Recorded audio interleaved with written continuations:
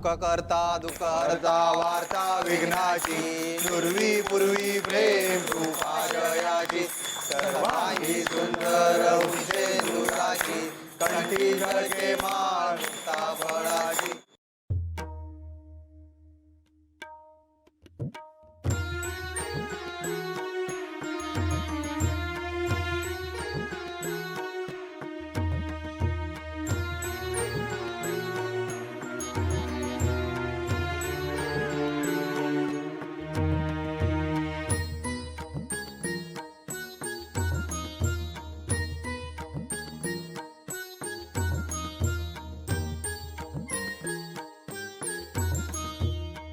गणपती बाप्पा मोरया मूर्ती मोरया.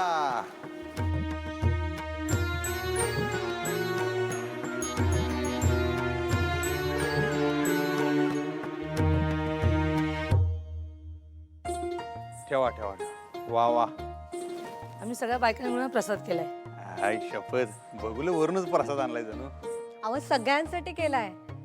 फॅक्टरीतल्या कामगारांसाठी, गोडाऊन मधल्या कामगारांसाठी आणि आमच्या घरच्यांसाठी बी. आणि इथला सगळा प्रसाद घरी न्यायचा ना हो. घेऊन जायचा. तुमचा कष्टाचा प्रसाद आहे शेवटी. काय ना तुमचं कौतुक करावं तेवढं कमी आहे. एवढा सगळा घरचा कामाचा व्याप उरकून तुम्ही ते प्रसादाचा घाट घातलायत. खरंच तुम्ही एवढं सगळं मनापासून करताय ना, बरं वाटतं. थँक्यू. थँक्यू कशाला म्हणताय? अहो थँक्यू म्हणलंच पाहिजे. तुम्ही एवढं सगळं करताय, तुमच्यामुळे तर उत्साह आहे या सगळ्या कार्यक्रमाला, आहे का नाही? स्वतःच्या घरात काम केल्यासारखं तुम्ही इथं राबताय हो. त्यामुळे हे सगळं उभं राहिले म्हणताना थँक्यू म्हणलं. घ्या, प्रसादाचा पहिला मान तुमचाच. द्या. धन्यवाद.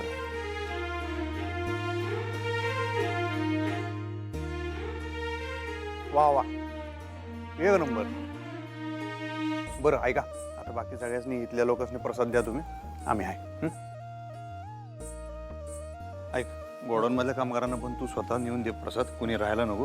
हां, आणि मी जातो जरा लवकर घरला. काय संध्याकाळी बरं तिकडची बी आरती आहे, त्यामुळे मला तिकडे जायला पाहिजे.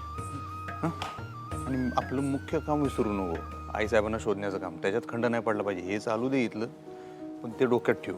काळजी करू नकोस, माझे फोन चालूच आहेत आणि मी टचमध्ये त्यांच्या. हां, माझे बी सकाळी 2 फोन झाले.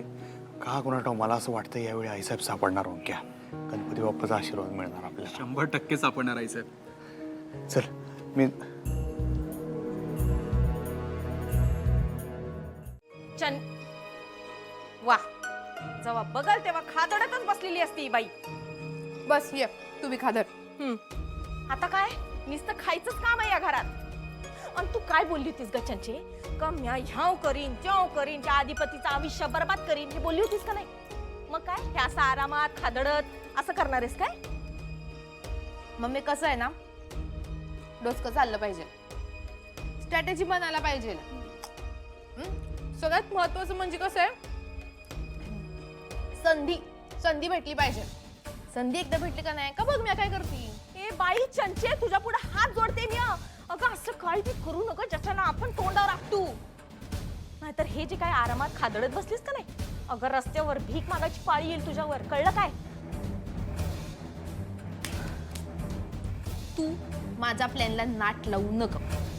तुला जर चांगला बोलता येत नसल तर माझ्याशी बोलू नको. मी बघ ती काय करायचं ते. अहो पण असं एकदम कसं बदलायचं? हरकत काय? अहो या वर्षीपासून उकडीच्या मोदकाचं नैवेद्य दाखवायचं आपण बाप्पाला. ही परंपरा सुरू होईल. मला सांगा, उद्या अधिपती आणि अक्षराच्या मुलांना आठवणार तरी आहे का की या घरात तळणीचे मोदकाची परंपरा होती? हां, त्यांच्यासाठी उकडीच्या मोदकाचीच परंपरा असणार ना. आपण करू ती परंपरा. बदल ही काळाची गरज आहे हो. आणि देवाला मनापासून केलेलं काहीही चालतं. या सगळ्या समजुती फक्त भक्तांच्या असतात. आजी, आई म्हणतात ते बरोबर आहे. मला वाटतं आपण करूया उकडीचे मोदक. मी आजींना आधी तेच म्हणत होते.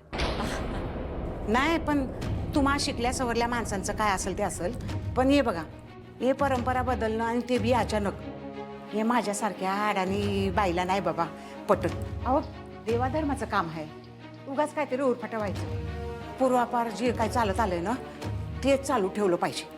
हे बघा, तुमचे पूर्वज ज्या गोष्टी करत होते तर तुम्ही करताय का? नाही ना. काही रूढी परंपरा आपल्याला माहीतच नाही आहेत, ज्या काळाच्या ओघात नाहीशा झाल्या. नाही नाही, म्हणजे तुमचं समजा बरोबर आहे की. पण मला सांगा, मोदक कुणाला आवडतात? बाप्पाला.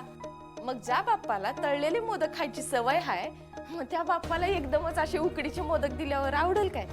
नाही का नाही? आणि मग हे अशी उगाच कशाला परंपरा बदलायची?